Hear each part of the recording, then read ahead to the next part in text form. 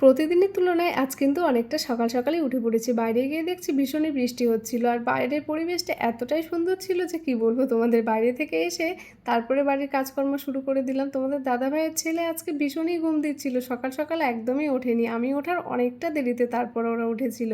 তো তারপরে সকালবেলা উঠে ঘরের মধ্যে বিছানাপত্র এলোমেলো হয়ে থাকলে মশারি ঝুললে কিন্তু একদমই ভালো লাগে না। বিছানাপত্র তুলে তো তারপরে বাদবাকি কাজগুলো শুরু করি। চলো তোমাদের দাদাভাইকে দিয়ে আগে সকাল সকাল ১ ড্রাম জল নিয়ে আসলাম। কারণ আমাদের মার্শালের জল একদমই খাওয়া যায় না। রান্না আর খাওয়া বাদে বাদবাকি সব কাজগুলোই করা যায়। তো তারপরে বসিয়ে দিলাম চা।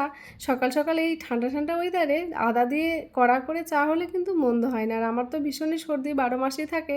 যাই হোক আমি সবসময় চা খাই না, গলাটাও খুসখুস করছিল আর ছেলেরও ভীষণ সর্দি লেগেছিল। যার জন্যই বানিয়ে ফেললাম একদম কড়া করে লাল চা। আর শ্বশুরমশাইও সকাল সকাল চা আর বিস্কিট খেয়ে চলে গেল মাঠে, আর বড়মশাইও চলে গেছিলো মাঠে। তো ছেলেকে চা আর চিড়া ভাজা দিয়ে দিলাম, আর আমিও চা বিস্কিট নিয়ে বসে পড়লাম। এক গাদা বিস্কিট না হলে আমার চা খাওয়া যেন সম্পূর্ণ হয় না। তো যাবো একটুখানি ছাদে। ছাদে কাল থেকে পালং শাকগুলো ঢাকা রয়েছে, কারণ বেশি বৃষ্টি হলে পালং শাকগুলো কেমন জল ধরা হয়ে যায়। যার জন্য বেশি বৃষ্টি হলে পালং শাকগুলো ঢেকে রাখতে হয়। তো ভাবতে ভাবতে কী রান্না করব ভাবতে ভাবতে বানিয়ে ফেললাম খিচুড়ি, ডিম ভাজা আর আলু সিদ্ধ। আজ দুপুরে এটাই খাওয়া হবে। ঠান্ডা ঠান্ডা ওয়েদারে কিন্তু খিচুড়ি খেতে বেশ ভালোই লাগে। আমার তো বেশ ভালো লাগে, তোমাদের কেমন লাগে অবশ্যই জানিও।